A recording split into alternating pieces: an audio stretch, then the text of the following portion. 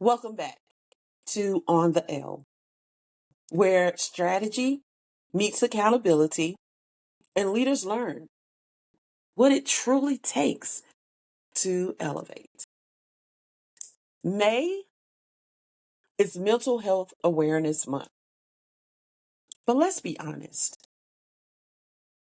a lot of organizations are talking about mental health and still creating environments that make it harder to maintain. So today, we're not doing surface level conversation. Okay? We're talking about how to actually protect your mental health at work when leadership isn't getting it right. This is not about taking a day off, lighting a candle, or just managing stress. It's not about you going to your car just to cool off or, finding some distressor. Because a lot of people, the issue isn't stress. It's the environment. It's unclear expectations, inconsistent leadership, unrealistic workloads, lack of accountability at the top, unequal treatment. And you feel it every day. Let's talk about Lindsay because Lindsay is doing everything she's supposed to do. She shows up, she performs, she handles her responsibilities, but baby, she's tired. Not physically, mentally. Because every day feels like adjusting to new expectations, managing unclear direction, navigating people, not just work. And now she's not doing her job. She's managing the environment. Because here's the reality. You can't always fix the system, but you can protect yourself within it. So if expectations are unclear, you ask, clarify, document, because confusion is one of the biggest sources of stress in the workplace. Say things like, can you confirm what success looks like for this?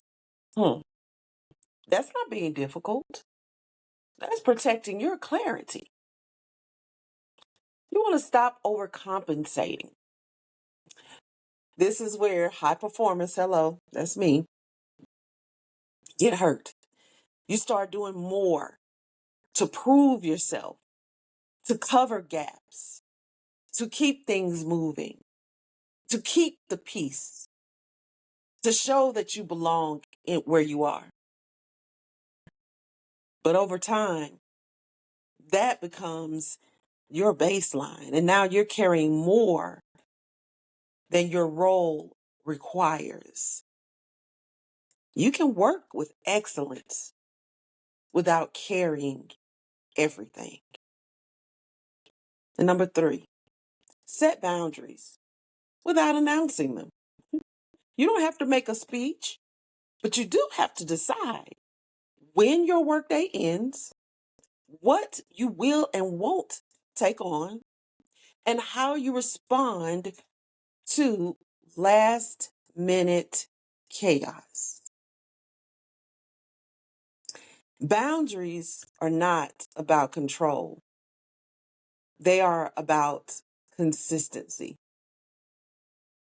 And let's be clear that if you are in a dysfunctional work environment, people will attempt to step over those boundaries, create chaos, confusion, in an attempt to have you behave or say things that could actually make the situation worse. That's why boundaries are so important, because boundaries actually ground you so that then when something does happen, it's more on the person who is committing the offense versus you getting out of step by trying to defend your boundary.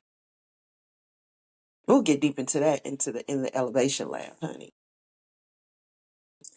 Don't internalize dysfunction as number 4, because this is important. When leadership is inconsistent, you start questioning yourself. Am I doing enough? Is it me? And sometimes it's not you.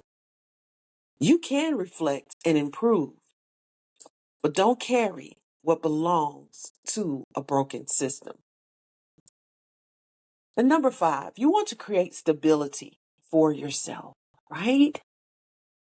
If the environment is inconsistent, you create your own structure. Plan your day. Prioritize your work. Track your progress. So even if things around you shift, you're not the one operating in chaos. Number 6, pay attention to patterns. Everyone has a bad week. But if this is constant, repetitive, and unaddressed, then it's not a moment. It's a culture. And you need to recognize that. And number 7,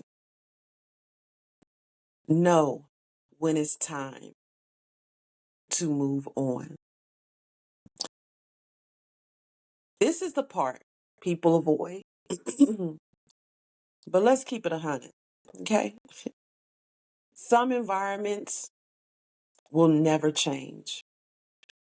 And staying too long in a place that impacts your mental health will cost you more than leaving.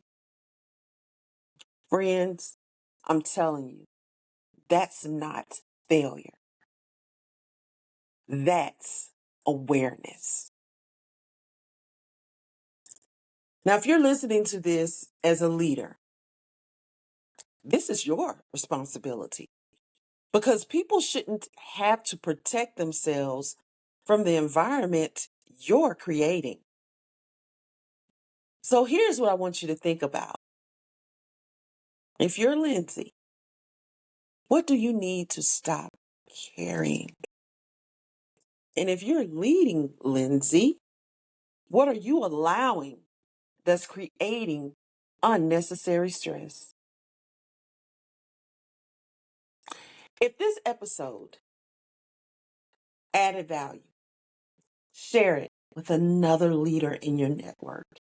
And if you're looking for opportunities to strengthen leadership, improve accountability, and create healthier, higher performing environments inside your organization, connect with Elevate Leadership Partners for consulting, workshops, speaking, and collaborative opportunities. You can join me on Wednesdays, 7 p.m. Central Standard Time for the Elevation Lab. It's a live weekly conversation built around leadership where we discuss workplace culture, accountability, communication, organizational performance, and the real challenges leaders are navigating today. Because strong organizations are built intentionally. As leaders, we should set the standard, lead with intention, and elevate with impact. I'll see you in the next episode.